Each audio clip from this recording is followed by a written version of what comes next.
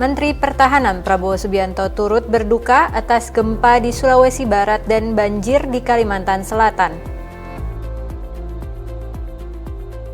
Presiden Joko Widodo menyambangi para pengungsi korban banjir di posko pengungsian Demang Leman, Kecamatan Martapura, Kalimantan Selatan pada Senin 18 Januari 2021. Seorang guru honorer di Kabupaten Batang, Jawa Tengah berinovasi membuat jam tangan kayu. Jam tangan kayu ini dibuat dari sisa limbah kayu perajin mebel yang tak terpakai.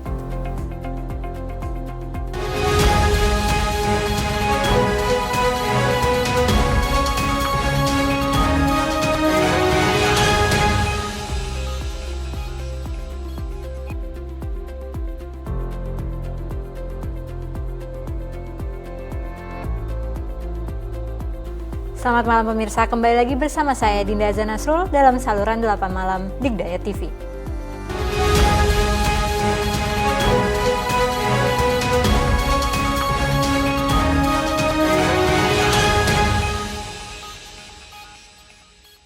Menteri Pertahanan Prabowo Subianto turut berduka atas gempa di Sulawesi Barat dan banjir di Kalimantan Selatan.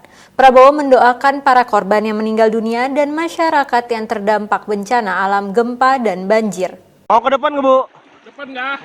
Belakang. Oh, di motor aja. Indonesia tengah berduka. Provinsi Sulawesi Barat diguncang gempa dan Provinsi Kalimantan Selatan diterjang banjir. Menteri Pertahanan, Letnan Jenderal TNI Purnawirawan Prabowo Subianto berduka atas gempa di Sulawesi Barat dan banjir di Kalimantan Selatan. Prabowo mendoakan korban yang meninggal dunia mendapat tempat terbaik di sisi Allah Subhanahu wa Ta'ala. Doa Prabowo juga mengiringi seluruh keluarga korban gempa di Sulawesi Barat dan banjir di Kalimantan Selatan.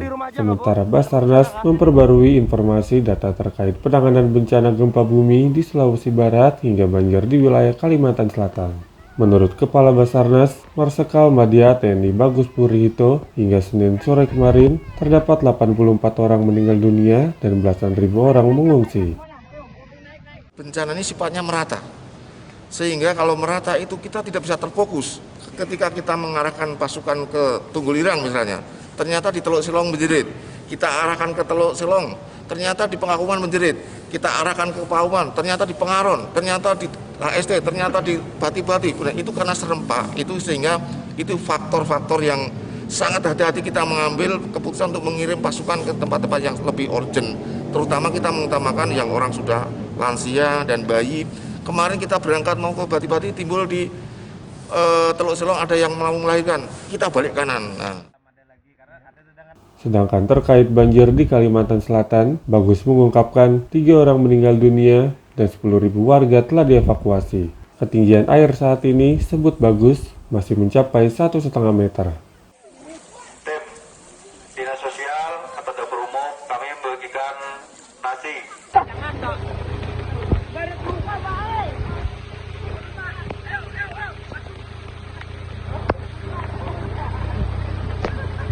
Pemirsa, kerjasama antara Menteri Pertahanan Republik Indonesia Prabowo Subianto dengan Menteri Pertahanan Prancis Florence Parly terkait persoalan penguatan alutsista di tanah air mendapat apresiasi dari pakar hubungan internasional Universitas Indonesia Arya Sandi Yuda. Menurut Arya, kerjasama Menhan RI dan Prancis sesuai dengan Undang-Undang tentang Pertahanan Nomor 16 Tahun 2012.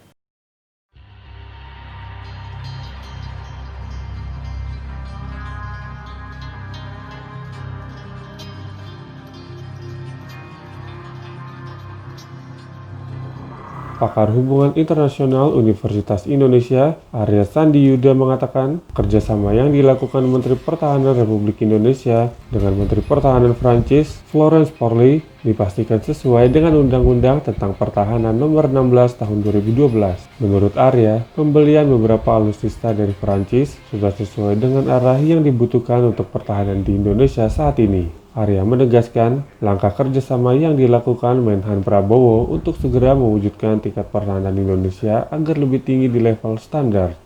Yang pertama, seluruh tema tentang kerjasama pertahanan itu kan tentunya harus sesuai dengan Undang-Undang Industri Pertahanan ya, atau nomor 16 tahun 2012. Jadi dia harus ada aspek yang menguntungkan industri pertahanan kita, ada alih teknologi, ada kesepahaman-kesepahaman yang tidak melanggar prinsip-prinsip kedaulatan ya dan kepentingan nasional kita. Sehingga Arya berharap kehadiran alutsista dari Prancis mampu memperkuat pertahanan Indonesia dari berbagai macam sisi. Alutsista ya, seperti kapal selam, terus kapal selam Scorpion, terus ini ada misail MBDA.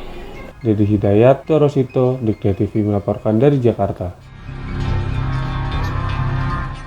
Selain itu, pakar hubungan internasional Universitas Indonesia Arya Sandi Yuda menilai agenda terbesar dari Menteri Pertahanan Prabowo Subianto setelah melakukan kerjasama di bidang industri militer dengan Prancis adalah melanjutkan riset alutsista secara besar-besaran.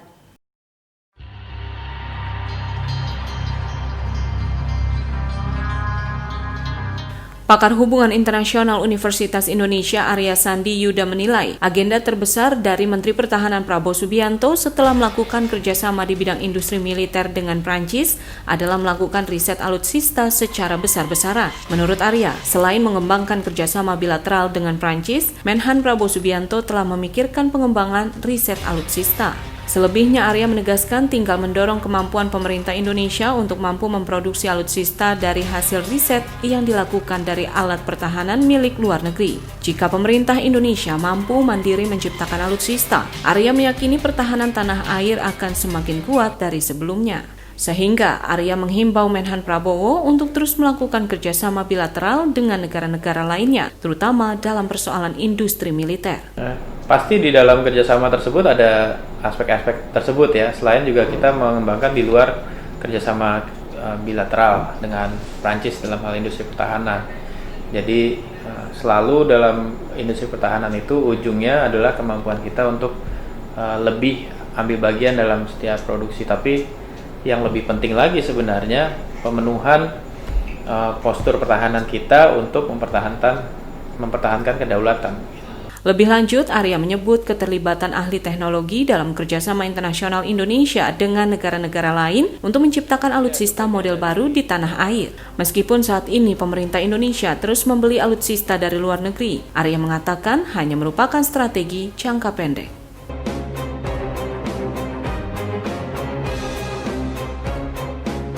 Ya pemirsa, dalam kunjungan ke Lombok, Nusa Tenggara Barat, Menteri Pariwisata dan Ekonomi Kreatif Sandiaga Salahuddin Uno mempersiapkan strategi untuk menarik para wisatawan dalam rangka menyambut gelaran MotoGP pada Oktober mendatang. Peningkatan aksesibilitas dan pengembangan desa wisata dengan kearifan lokal menjadi langkah jangka pendek yang harus segera diterapkan.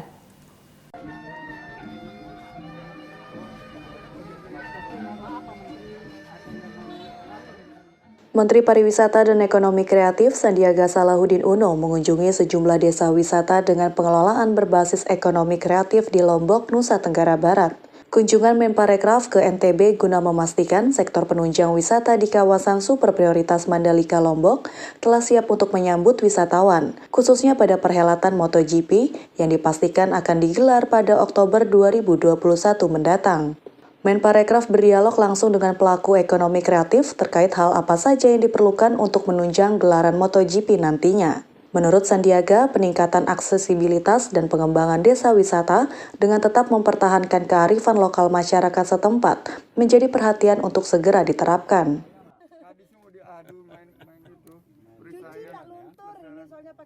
7 tahun, 8 tahun lalu yang saya hadir di sini dijaga kelestariannya, masyarakatnya antusias, tinggal kita bagaimana memanfaatkan di tengah pandemi kesiapan dari Lombok khususnya Mandalika sehingga kehadiran MotoGP tidak hanya untuk one-off event tapi dirasakan berkelanjutan untuk desa-desa wisata sekeliling Mandalika.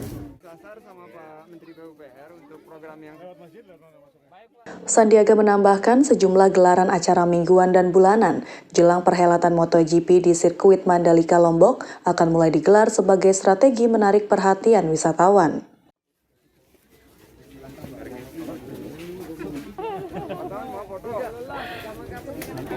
Nanti aja deh, Pak. Kemudian Menteri Komunikasi dan Informatika Johnny G. Plate memastikan jaringan 4G akan menyelimuti destinasi wisata super prioritas. Sementara Menteri Pariwisata dan Ekonomi Kreatif Sandiaga Salahuddin Uno menyebutkan infrastruktur sudah menjadi hal yang penting di destinasi wisata, bukan lagi sebagai infrastruktur tambahan.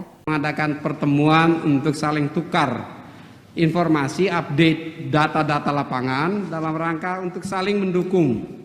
Sebagaimana amanatnya Bapak Presiden, kerja kolaboratif, ya kerja bersama-sama dan bersama-sama bekerja dalam menghadapi tantangan bersama kita. Yang pertama pasti kita sama-sama ketahui. Kementerian Komunikasi dan Informatika pada 18 Januari menggelar rapat kerjasama dengan Kementerian Pariwisata dan Ekonomi Kreatif untuk mendukung destinasi wisata super prioritas, termasuk ketersediaan sinyal di destinasi wisata unggulan tersebut.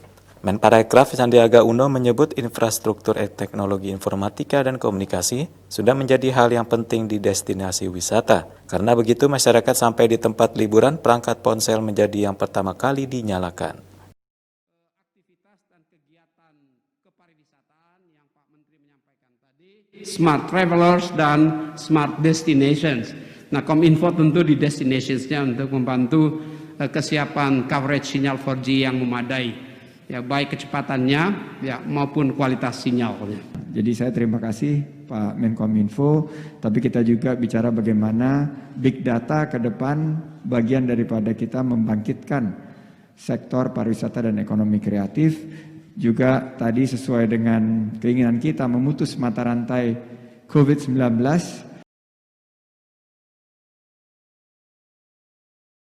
Seperti diketahui, pemerintah kini sedang mengembangkan 5 destinasi wisata super prioritas, yaitu Labuan Bajo, Nusa Tenggara Timur, Danau Toba, Sumatera Utara, Candi Borobudur, Jawa Tengah, Mandalika, Nusa Tenggara Barat, dan Likupang, Sulawesi Utara. Sebagai penunjang dari infrastruktur jaringan, pada bulan November tahun lalu, Kemenkominfo telah meresmikan 21 base transceiver station atau menara pemancar di destinasi wisata super prioritas, yang di 18 diantaranya ada di NTT dan 3 lainnya di NTB.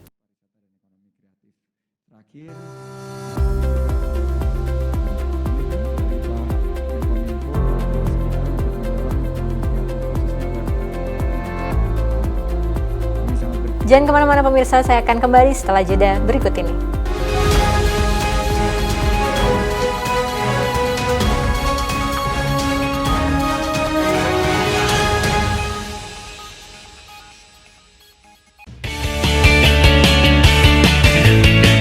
Satu, Pitung adalah pahlawan bagi rakyat Betawi. Yang kedua, Pitung bukan perampok.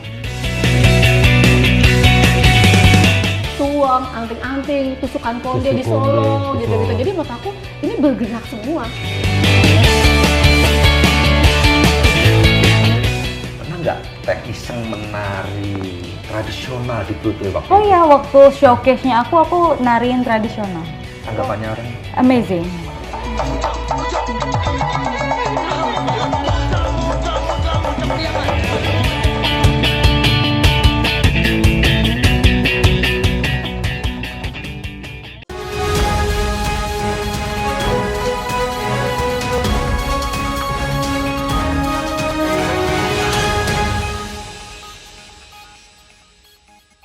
Kembali bersama saluran 8 malam. Pemirsa, Presiden Joko Widodo menyambangi para pengungsi korban banjir di posko pengungsian Demang Leman, Kecamatan Martapura, Kalimantan Selatan pada Senin 18 Januari 2021. Dalam kunjungannya, Presiden menyalurkan sebanyak 1.600 paket sembako kepada 827 pengungsi dan warga lainnya yang juga terdampak banjir.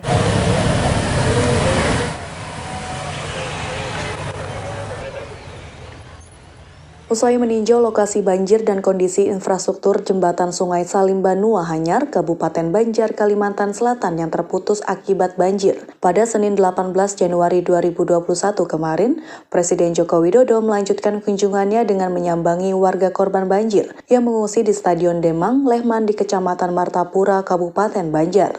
Di posko pengungsian yang menampung 827 warga korban banjir, Presiden menyalurkan sebanyak 1.600 paket sembako. Adapun Sekretaris Daerah Kabupaten Banjar, Muhammad Hilman, saat ditemui di lokasi yang sama menyebut, di Kabupaten Banjar total terdapat 135 penampungan yang terisi sebanyak 59.340 warga terdampak banjir. Untuk penampungan sendiri ada 135 titik yang saat ini terdata di KB, yang berada di penampungan kurang lebih 59.340 jiwa dari 19 kecamatan di seluruh wilayah Kabupaten Banjar. Di Stadion Demang Leman sampai dengan pukul 5 sore tadi ada 770 jiwa yang di pengungsian. Tadi tercatat lagi tambahan 57 jiwa, jadi kurang lebih 827 jiwa yang ada di penampungan ini, Stadion Demang Leman.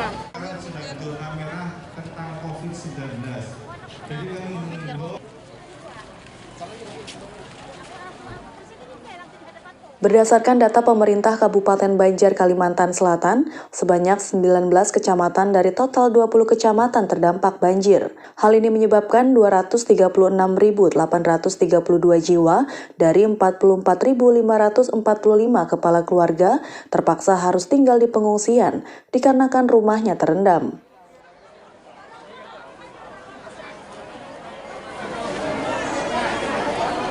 Kemudian pemirsa, Presiden Joko Widodo pada Senin 18 Januari melakukan kunjungan kerja ke wilayah terdampak banjir di Kalimantan Selatan. Saat melewati Desa Pekauman Ulu, Kabupaten Banjar, rombongan mobil Presiden Jokowi sempat menerjang genangan yang cukup tinggi.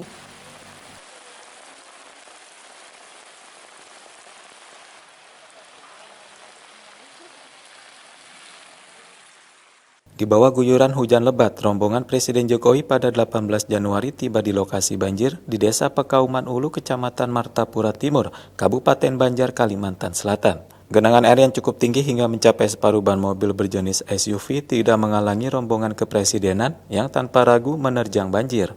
Dalam kunjungannya, Presiden meninjau sejumlah lokasi terdampak banjir, seperti Jembatan Mataraman yang aksesnya terputus karena terjangan banjir.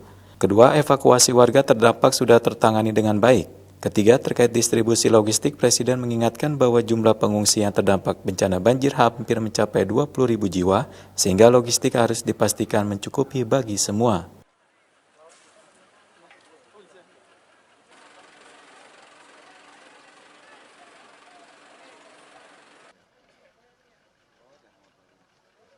Penting untuk bagikan atau menyebarkan, mendistribusikan logistik dan untuk evakuasi masyarakat itu yang diutamakan.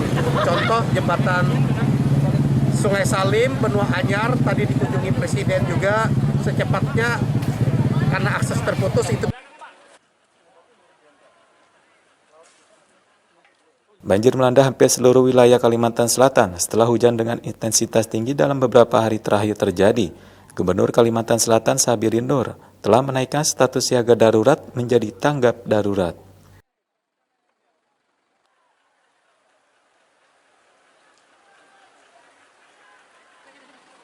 Ya pemirsa, TNI Angkatan Udara mengirimkan bantuan berupa bahan pangan, sandang, dan tenda bagi para korban bencana gempa bumi di Mamuju dan Majene Senin kemarin. Bantuan yang dikirimkan sebanyak 14 ton yang diangkut menggunakan CN-295 dan Boeing 737 dari Halim Perdana Kusuma, Jakarta.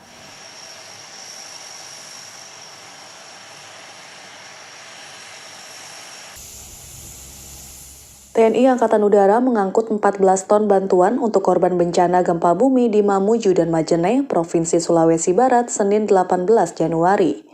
Bantuan itu diangkut menggunakan 2 pesawat TNI yakni CN-295 dan Boeing 737 dari Skuadron Udara 2 Lanut Halim Perdana Kusuma, Jakarta.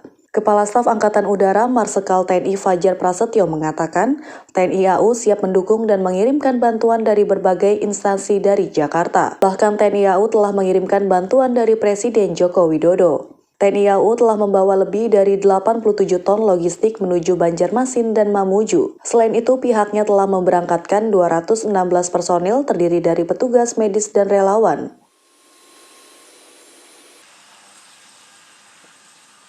Mengirimkan bantuan berupa makanan siap saji, selimut, obat-obatan, tenda, dan juga personil yang akan membantu di sana. Bahkan kita sudah melaksanakan foto udara sejak awal. Mungkin yang awal-awal terjadinya itu kita sudah melaksanakan foto udara, dan itu merupakan bagian dari prosedur kita kalau menghadapi bencana.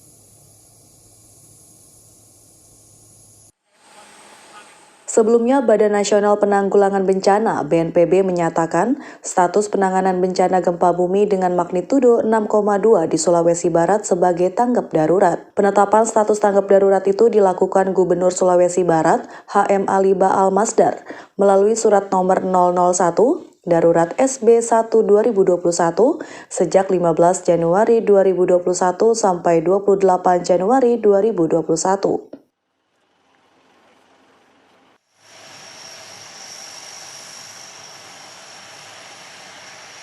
Selain itu, pemirsa, guna mengantisipasi cuaca ekstrim di sejumlah perairan Sulawesi Tenggara, Basarnas Kendari menyiagakan para personel beserta alutsista untuk pertolongan SAR. Pihak Basarnas Kendari juga meminta warga untuk lebih waspada, khususnya bagi mereka yang melakukan aktivitas di perairan.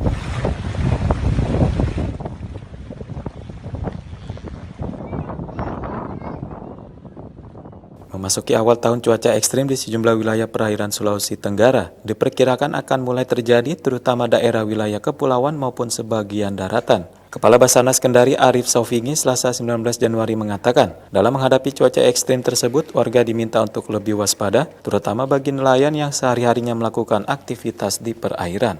Untuk mengantisipasi cuaca ekstrim, Basarnas Kendari juga telah mempersiapkan seluruh personil beserta alutsista untuk melakukan pertolongan SAR jika sewaktu-waktu terjadi musibah.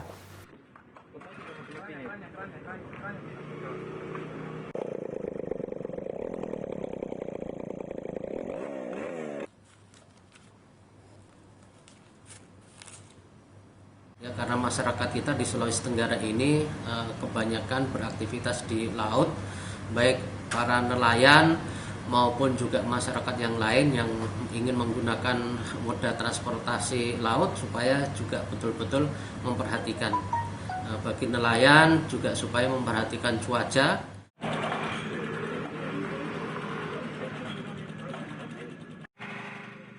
Pihak Basarnas Kendari berharap agar warga dapat memastikan terlebih dahulu perakiraan cuaca sebelum beraktivitas di perairan, mengingat jumlah kecelakaan yang ditangani SAR pada tahun-tahun sebelumnya didominasi oleh kecelakaan perairan. Dengan jumlah kecelakaan di perairan pada 2020 lalu mencapai 40 kecelakaan dari 70 total operasi SAR yang dilakukan Basarnas Kendari.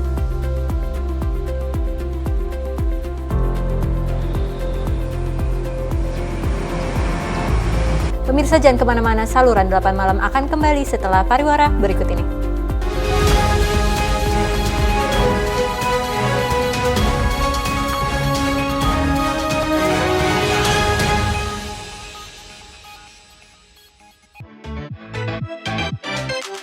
Selain itu, nasi goreng juga dinobatkan sebagai makanan terlezat kedua di dunia.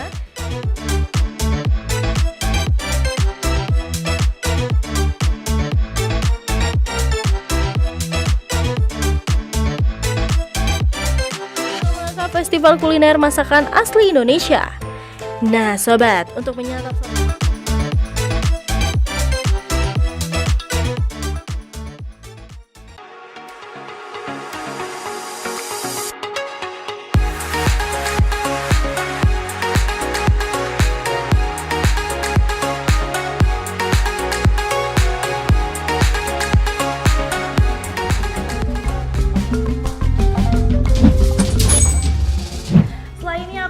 makanan yang lainnya nih, makanya jangan kemana-mana dulu ya, tetap di Today Eating, makan-makan lanjut terus.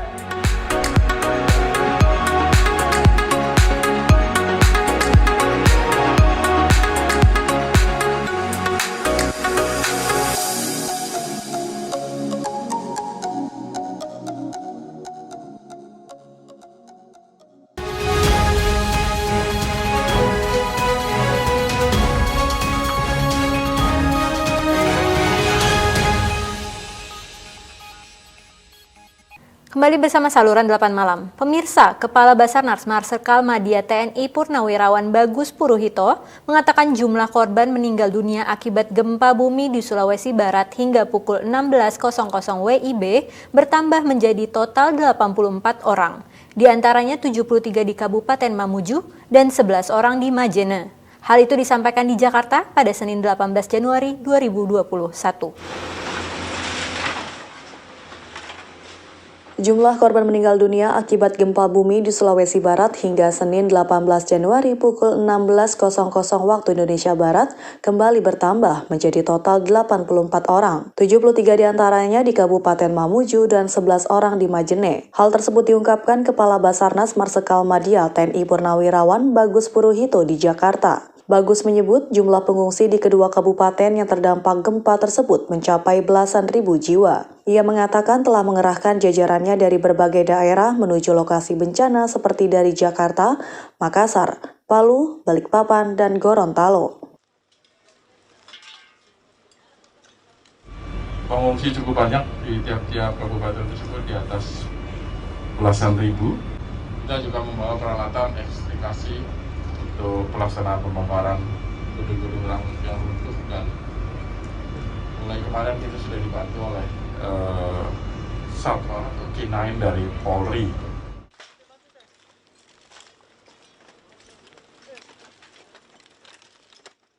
Diketahui gempa bumi dengan kekuatan magnitudo 6,2 terjadi pada Jumat 15 Januari pada pukul 02.28 waktu Indonesia Tengah di Kabupaten Mamuju dan Kabupaten Majene, Sulawesi Barat. Kemudian gempa susulan terjadi esok harinya pukul 6.32 waktu Indonesia Barat dengan kekuatan magnitudo 5,0 di Kabupaten Majene.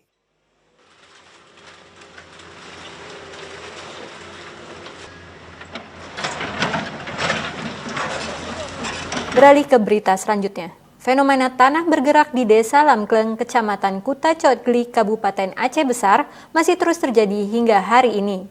Dengan kedalaman tanah yang telah mencapai 2 meter, pergerakan tanah yang terjadi sejak Senin lalu membuat warga di sekitar lokasi takut untuk pulang ke rumah.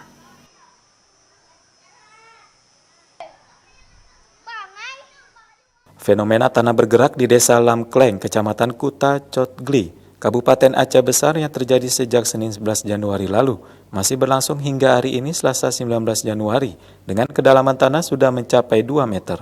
Kepala Pelaksana Badan Penanggulangan Bencana Aceh, Sunawardi menjelaskan, fenomena tersebut diduga terjadi akibat adanya aktivitas di dalam sungai tak jauh dari lokasi kejadian. Pergerukan tanah yang berlebihan diduga membuat tanah tersebut amblas. Namun demikian, BPBA sudah menurunkan tim ahli guna melakukan penelitian di lokasi kejadian. Jadi kalau pengalaman yang saya lihat bahwa itu bukan likuifaksi, bahwa di samping tanah yang retak itu ada sekitar 30 meter itu ada ada sungai ya. Dan menurut pantauan saya memang di sungai itu banyak aktivitas sebelum terjadinya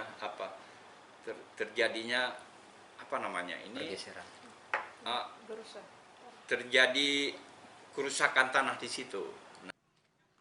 Sementara itu warga di sekitar lokasi kejadian sudah mulai mengungsi. Pergerakan tanah yang masih terus terjadi membuat mereka takut untuk pulang kembali ke rumah. Tadi malam kan hujan deras, angin, takut kan tanahnya longsor. Ya makanya kami kan ngungsi sini. Kami sekarang masak di sini juga. Semuanya ada dapur tuh. Kebutuhan dapur. Ya, kebutuhan dapur. Fenomena tanah bergerak ini baru pertama kali terjadi di desa tersebut. Sedikitnya ada 14 rumah yang terancam ambruk lantaran tanah terus mengalami pergerakan.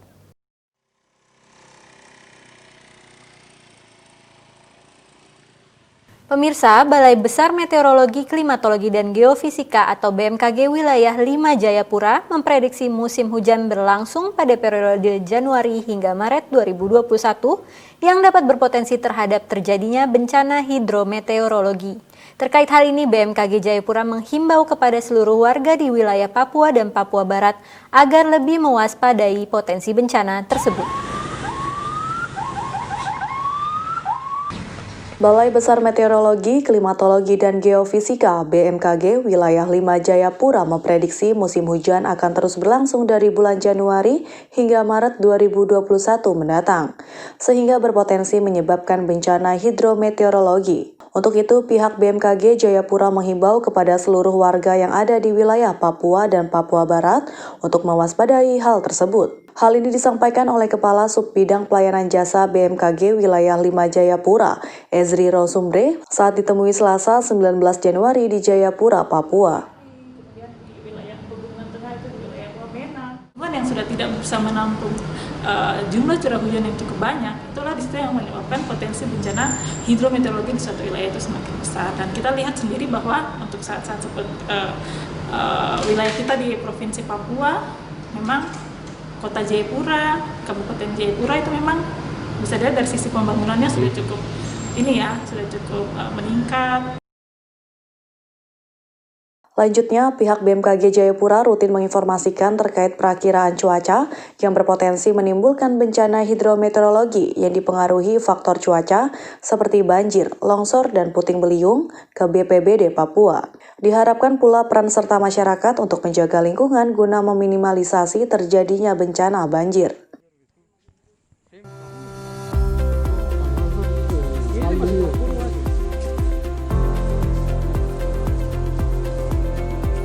Ya pemirsa, saya akan kembali setelah jeda berikut ini.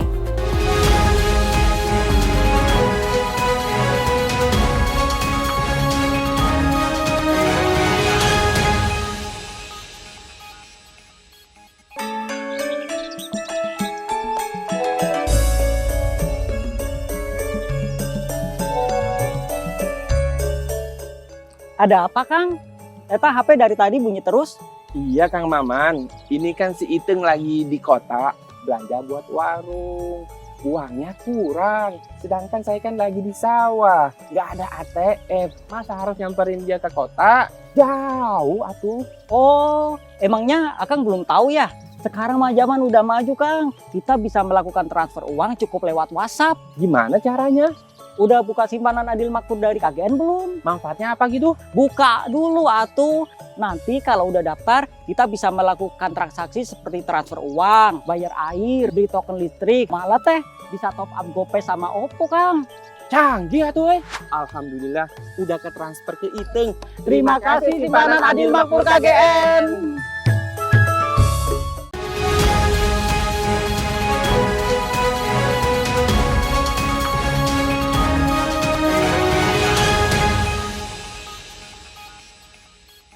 Selanjutnya pemirsa, Palang Merah Indonesia atau PMI tengah menggencarkan terapi donor plasma konvalesen bagi pasien COVID-19. PMI Palembang mengajak para penyintas COVID-19 untuk mendonorkan plasma bagi pasien yang masih terpapar dengan membuka layanan donor 24 jam, bahkan dengan cara menjemput bola, menghubungi langsung dengan mengedukasi.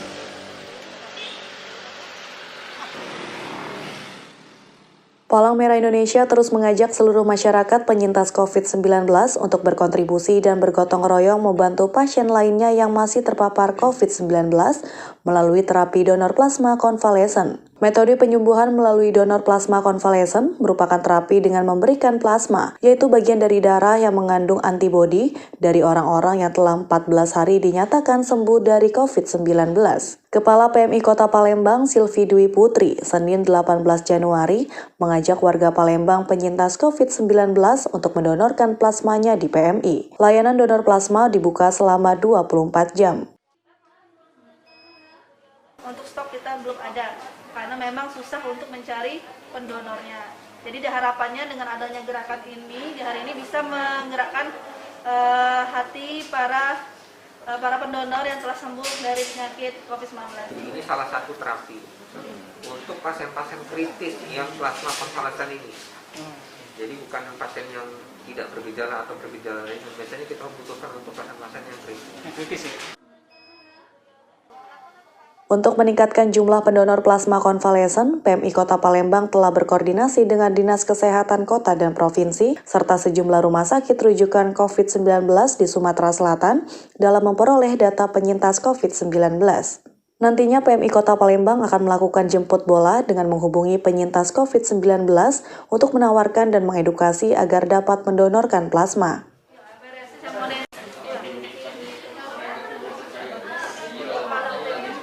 Selanjutnya pemirsa, Menteri Koordinator Bidang Pembangunan Manusia dan Kebudayaan Muhadjir Effendi menghimbau para penyintas COVID-19 mendonorkan plasma konvalesen demi menekan angka kematian. Sementara Ketua Umum Palang Merah Indonesia menargetkan 5.000 pendonor plasma konvalesen per bulan, mengingat dalam sehari mendapat permintaan sekitar 200 kantong plasma konvalesen.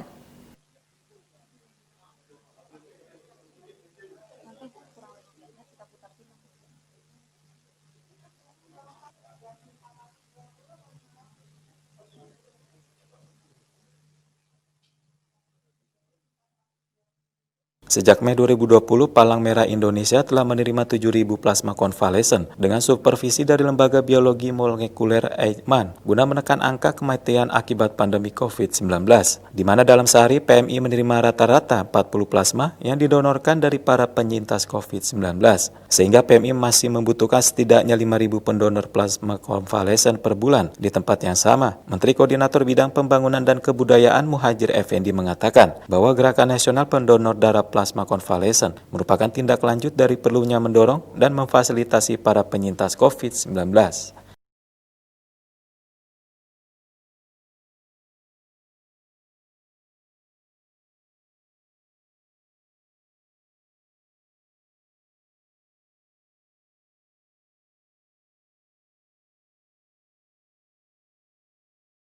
Peran serta masyarakat itu adalah khususnya dari para penyintas COVID-19 agar bersedia dan tergerak hatinya untuk mendonorkan plasmanya bagi kesembuhan pasien COVID-19.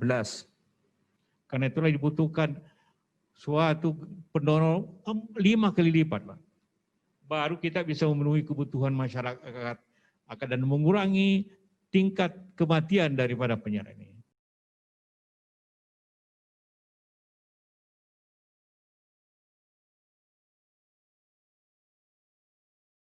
PMI menilai untuk kesempatan mendapatkan 5.000 kantong plasma konvalesen bukan hal yang mustahil, mengingat jumlah pasien yang sembuh dari COVID-19 sudah menyentuh 745.935 orang.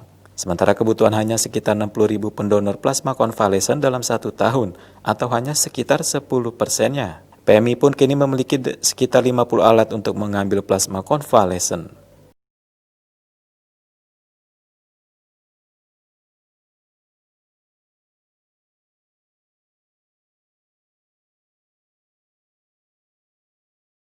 Kemudian pemirsa, Rumah Sakit Darurat COVID-19 Wisma Atlet Kemayoran nantinya tidak lagi menyediakan tempat isolasi mandiri bagi pasien bergejala ringan dan orang tanpa gejala atau OTG COVID-19. Sebab kapasitas ruang rawat inap bagi pasien COVID-19 bergejala sedang hingga berat lebih diperlukan.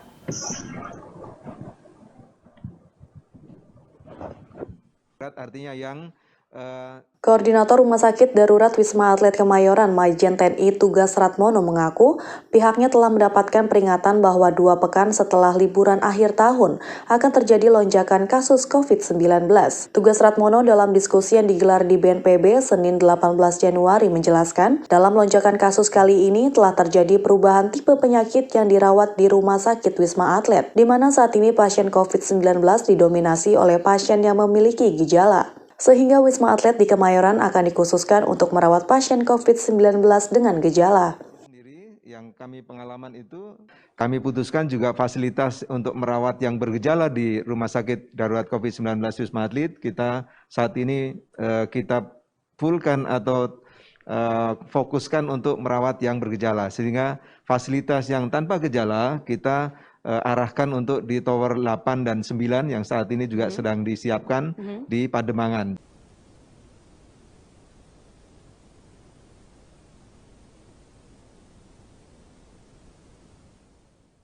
Nantinya Wisma Atlet Kemayoran tidak lagi menyediakan tempat isolasi mandiri bagi pasien bergejala ringan dan orang tanpa gejala atau OTG. Sebab kapasitas ruangan inap bagi pasien COVID-19 bergejala sedang hingga berat lebih diperlukan. Saat ini pasien terkonfirmasi positif COVID-19 yang dirawat di Rumah Sakit Wisma Atlet Kemayoran bertambah sebanyak 132 orang, sehingga total 4.959 pasien masih dalam perawatan. Dari jumlah itu, 2.539 pasien laki-laki dan 2.420 pasien wanita memiliki gejala sedang hingga berat. Sementara itu, pasien sembuh bertambah 287 orang, sehingga total pasien yang telah sembuh dari Wisma Atlet Kemayoran telah mencapai 43.584 orang.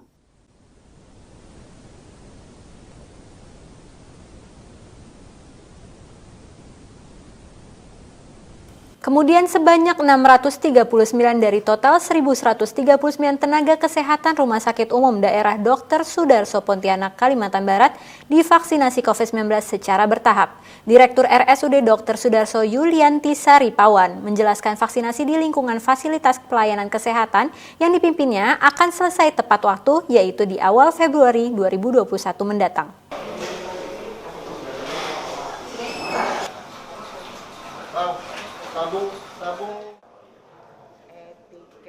Rumah Sakit Umum Daerah Dr. Sudarso Pontianak, Kalimantan Barat melaksanakan vaksinasi secara bertahap kepada 639 dari total 1.139 tenaga kesehatan yang ada di Fasyankes RSUD Sudarso. Direktur Rumah Sakit Umum Daerah Dr. Sudarso Pontianak, yakni Yulianti Saripawan, Senin 18 Januari mengatakan, dari hasil pemeriksaan ulang dan penyaringan terhadap seluruh tenaga kesehatan yang beraktivitas dan petugas di RSUD Sudarso, 500 orang dinyatakan tidak akan diberikan vaksin karena memiliki riwayat penyakit penyerta dan pernah terkonfirmasi COVID-19.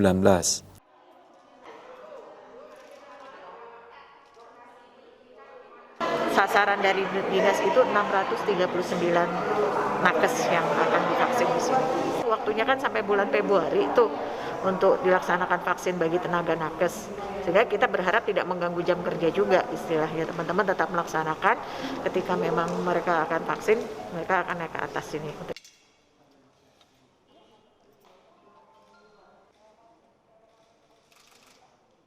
Yulianti menambahkan jadwal vaksinasi tenaga kesehatan akan disesuaikan dengan aktivitas dan jam kerja seluruh tenaga kesehatan agar pelayanan kepada masyarakat tidak terganggu.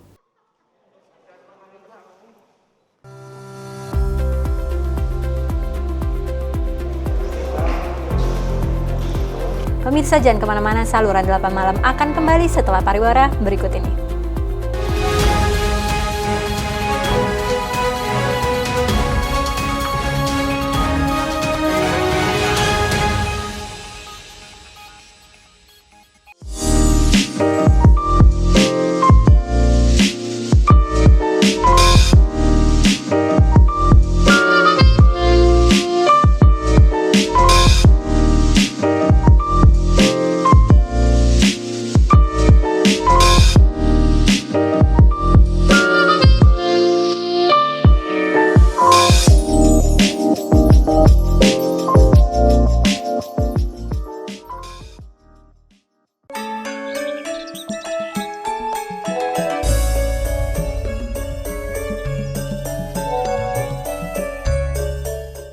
Ada apa, Kang?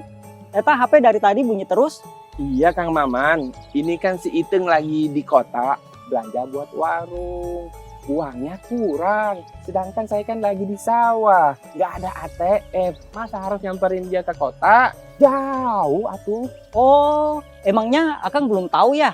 Sekarang mah zaman udah maju, Kang. Kita bisa melakukan transfer uang cukup lewat WhatsApp. Gimana caranya?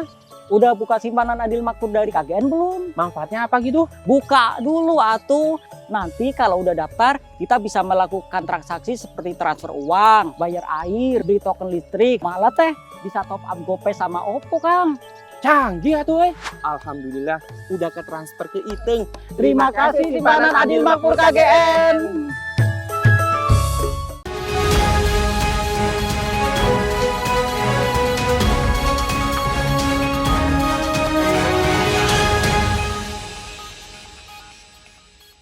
Kembali bersama Saluran 8, ya pemirsa, pemerintah meminta sidang pengujian Undang-Undang Nomor 11 Tahun 2020 tentang Cipta Kerja ditunda karena membutuhkan waktu untuk menyusun keterangan. DPR yang sedianya juga hadir Senin kemarin untuk memberikan keterangan juga berhalangan hadir. Mahkamah Konstitusi pada 18 Januari sedianya menggelar sidang uji materi Undang-Undang Nomor 11 Tahun 2020 tentang Cipta Kerja dengan agenda mendengarkan keterangan dari pemerintah dan DPR. Namun DPR berhalangan hadir. Sementara pemerintah yang diwakili Kepala Biro Hukum, Persidangan dan Hubungan Masyarakat, Kementerian Koordinator Bidang Perekonomian, Iketut Hadi Priyatna, meminta untuk menunda pembacaan keterangan dari pemerintah atas permohonan dari pemohon.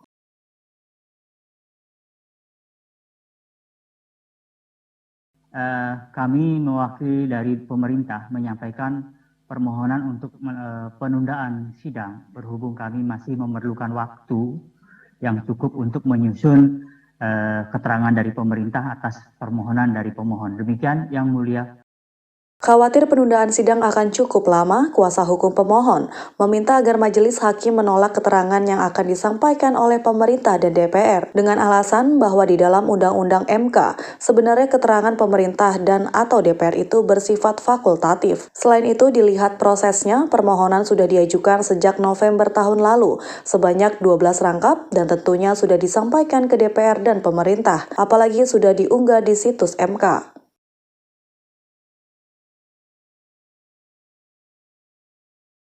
Kita berharap waktu itu menjadi sangat penting. Kami berharap semua mencurahkan perhatiannya membuat persidangan ini berjalan dengan lancar. Kami percaya kita semua sangat menghormati persidangan ini.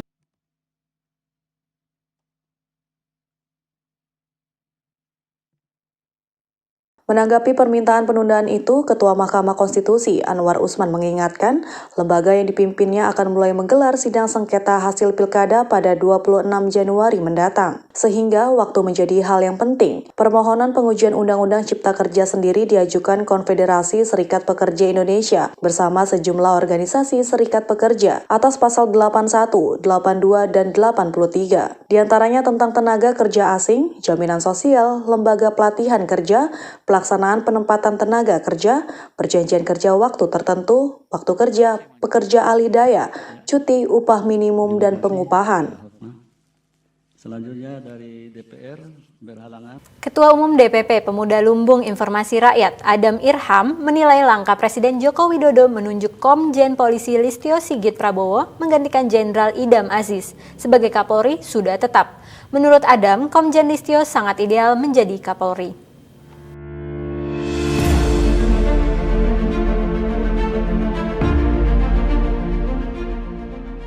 Ketua Umum DPP Pemuda Lumbung Informasi Rakyat Adam Irham menilai langkah Presiden Joko Widodo menunjuk Komjen Polisi Listio Sigit Prabowo menggantikan Jenderal Idam Aziz sebagai Kapolri sudah tetap. Menurut Adam, Komjen Listio sangat ideal menjadi Kapolri sebab kedekatannya dengan Presiden telah terbangun sejak lama.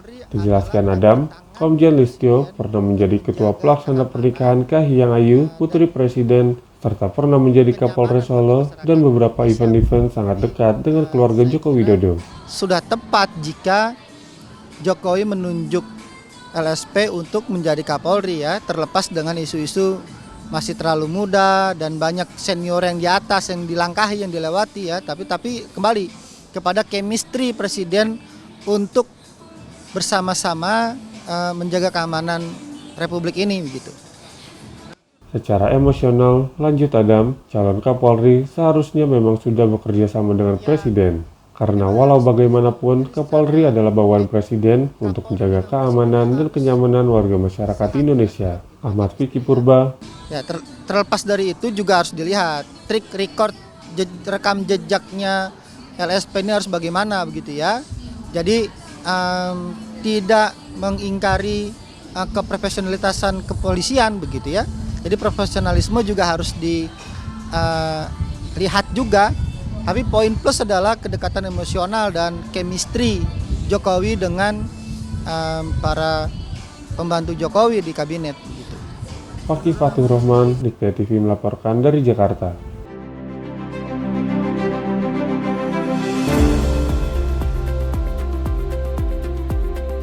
Ya pemirsa, jangan kemana-mana, kami akan kembali setelah pariwara berikut ini.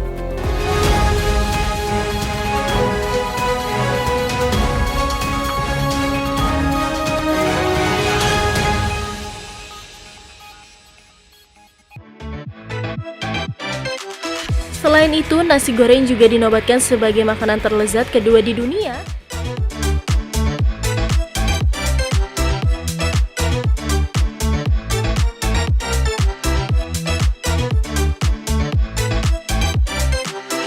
Festival kuliner masakan asli Indonesia. Nah, sobat, untuk menyantap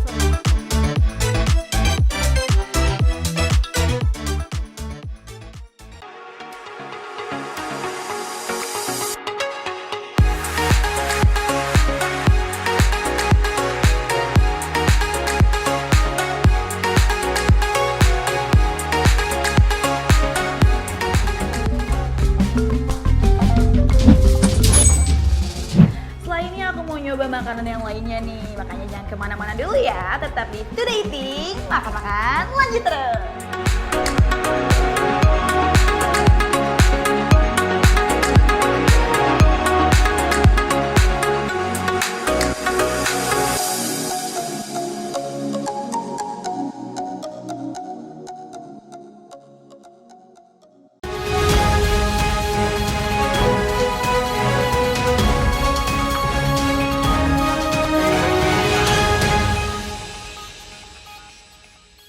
Pemirsa, kembali bersama saluran 8 malam. Seorang guru honorer di Kabupaten Batang, Jawa Tengah berinovasi membuat jam tangan kayu.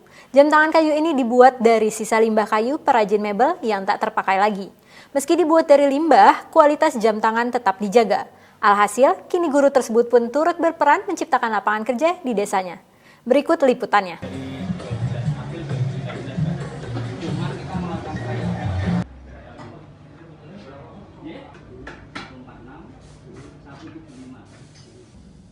Melihat limbah kayu yang berserakan tak terpakai di desanya, membuat seorang guru honorer SMA Negeri 1 Subah di Kecamatan Kabupaten Batang, Jawa Tengah memanfaatkannya menjadi jam tangan kayu yang elegan dan modern. Adalah Nur Faisal Edi Nugroho, warga desa Subah, Kecamatan Subah yang sejak tahun 2019 memproduksi jam tangan kayu. Pria yang diakrab Faisal ini membuat jam tangan kayu dengan desain klasik hingga modern, namun tak jarang mendapat pesanan desain sesuai selera pelanggan. Menurut Faisal, ide awal membuat jam tangan kayu datang dari banyaknya limbah kayu sisa mebel dan dari bengkel pembuatan bak truk yang tidak dipergunakan. Ia pun mencoba membuat hingga menuai banyak pesanan dari pelanggan.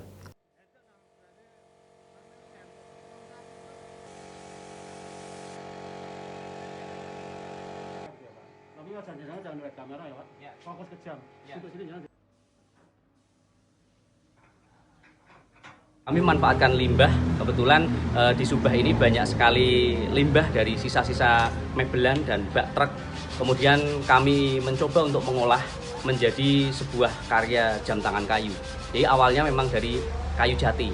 Kemudian ada permintaan mulai dari kayu maple, sono keling, kemudian kami mengolah dari limbah lokal lagi itu kayu glugu atau kayu kelapa, kemudian berkembang lagi ke kayu sawo. Untuk menghasilkan kualitas yang bagus, ia memilih limbah kayu tertentu, yaitu limbah kayu jati, sono keling, kayu sawo, glugu, dan kayu maple. Sementara untuk mesin jam tangan diimpornya dari Jepang. Proses membuat jam tangan kayu ini diawali dari mendesain dan mencetak kayu sesuai desain masing-masing. Kemudian mengaplasnya, mengecat, dan terakhir memasang mesin jam tersebut. Hasil karya Faisal ini dibanderol dengan harga Rp250 hingga Rp500.000 per buah. Namun untuk pesanan khusus ia bandrol dengan harga Rp750.000. Salah seorang pelanggan yakni Siska mengaku tertarik untuk membeli karena jam tangan kayu karena keunikannya dan jarang ditemui di pasaran.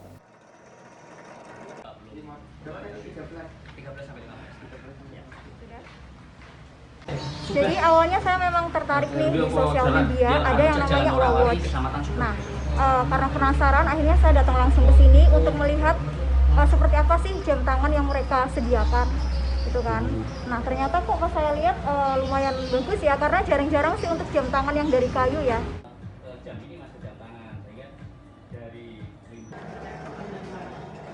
Dalam sehari Faisal bisa memproduksi 5 jam tangan dengan dibantu 6 orang karyawan. Selain dijual secara luring, jam tangan buatannya juga dijual secara daring hingga beberapa kota besar di luar Jawa seperti NTT, Papua, dan Bali.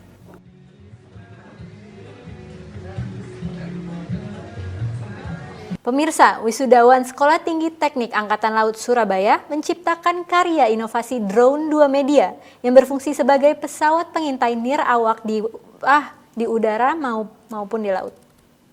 32122. Pemirsa, wisudawan Sekolah Tinggi Teknik Angkatan Laut Surabaya menciptakan karya inovasi drone 2 media yang berfungsi sebagai pesawat pengintai nirawak di udara maupun di laut.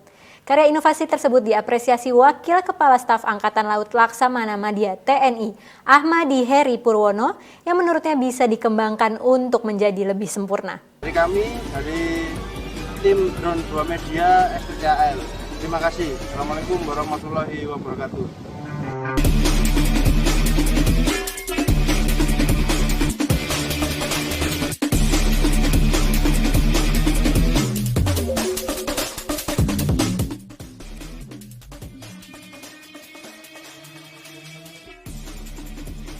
Prajurit TNI Angkatan Laut, Sersan Kepala Jaka Permana Saputra, menciptakan karya inovatif di bidang maritim. Hasil penelitiannya selama mengenyam pendidikan Diploma 3 jurusan Teknik Elektronika di Sekolah Tinggi Teknik Angkatan Laut Surabaya. Prajurit asal kota Surabaya ini menyebut karyanya sebagai rancang bangun drone 2 media, yaitu drone yang berfungsi sebagai pesawat pengintai nirawak di udara maupun laut. Hasil pengintaiannya bisa dimonitor melalui layar komputer, serta Jaka diwisuda hari ini Senin 18 Januari bersama 58 wisudawan STT Angkatan Laut lainnya. Karya tugas akhirnya mendapat apresiasi dari Wakil Kepala Staf Angkatan Laut Laksamana Madya TNI Ahmad Heri Purwono yang menghadiri wisuda tersebut mewakili Kasal Laksamana TNI Yudo Margono. Menurutnya, karya inovasi hasil penelitian Serka Jaka bisa dikembangkan lebih jauh. Ya betul, ya itu yang dalam benak saya perkembangan seperti itu. Sekarang kan mas-mas juga ada sendiri bagaimana Angkatan Laut berperan di dalam kemarin besar ya untuk menekan jatuhnya pesawat Sriwijaya. Kita laksanakan penyelaman. Dengan adanya alat ini pasti akan mempermudah penumpang untuk bertugas seperti itu. 2 media karya Serka Jaka baru bisa menjangkau hingga sejauh 5 km, sedangkan kedalamannya masih menjangkau sekitar setengah meter. Namun ia memastikan hasil karya inovatif juga akhirnya itu kelak bisa dikembangkan lebih jauh lagi.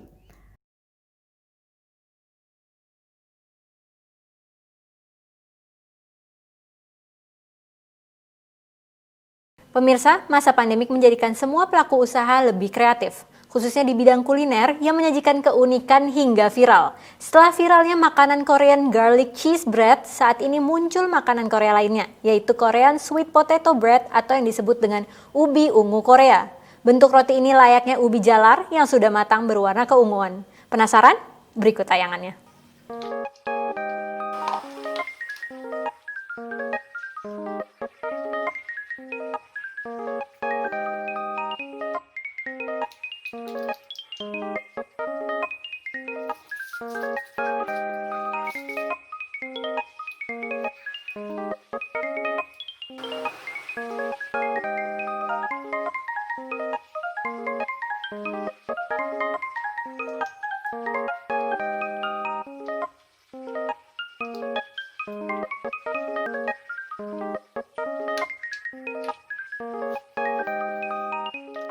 Melihat tren kuliner belakangan ini, banyak pengusaha mulai melirik pada kuliner khas dari Korea Selatan. Pada awal tahun kemarin sempat viral kopi dalgona, kemudian di pertengahan tahun muncul tren garlic cheese bread, dan sekarang ini muncul kembali makanan khas dari Korea Selatan yang menjadi kuliner viral di masyarakat yang disebut dengan gogumapang. Roti ini viral karena bentuk dan konsepnya yang unik. Di bagian luar roti ini dibuat seolah-olah mirip dengan kulit ubi, dengan tekstur yang sangat kenyal seperti mochi, dan ditaburi bubuk halus berwarna ungu agar terlihat seperti aslinya.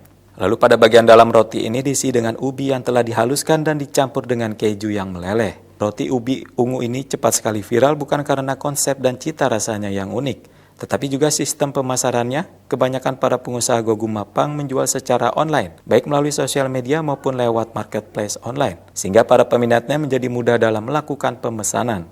Sejumlah toko yang menjual roti ini menerapkan sistem pre-order dengan waktu 2 hingga 14 hari untuk memesan roti ini. Nah, bagi kalian yang penasaran dengan cita rasa roti unik ala Korea ini, bisa kalian coba dengan memesan melalui sosial media. Roti ini dibanderol dengan harga mulai dari 40.000 hingga 100.000 untuk satu porsi yang berisi 4 hingga 5 roti tersebut.